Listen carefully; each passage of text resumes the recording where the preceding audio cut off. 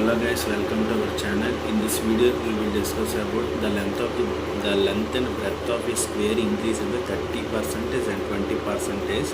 The area of the resulting rectangle exceeds the area of the square by. అంటే ఇక్కడ length breath square ఇచ్చాడండి 30-20% అని చూడండి. Length is equals to 30% ఇచ్చాడు, breath is equals to 20% ఇచ్చాడు. అంటే ఇది rectangle length breath square length breath ఇచ్చాడు. దీన్ని ఎక్స్టెండ్ చేస్తే రెక్టాంగిల్ అనేది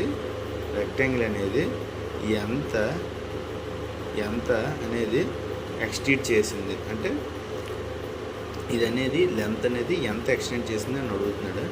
సింపుల్గా షార్ట్కి చెప్తానండి, నా వీడియోని లైక్ చేయండి మీరే.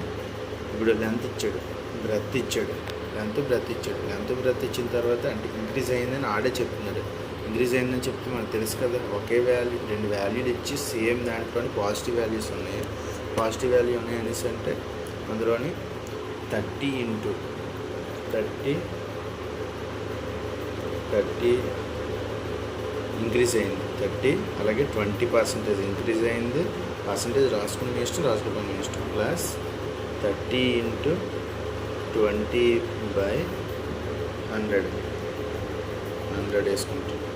సో 30 + 20 50, అలాగే 20 × 30 600/100. 600 1s 6 కదా. ఇప్పుడు 50 + 6 ఎంత అవుతుంది? 56 అవుతుంది. Answer is 56.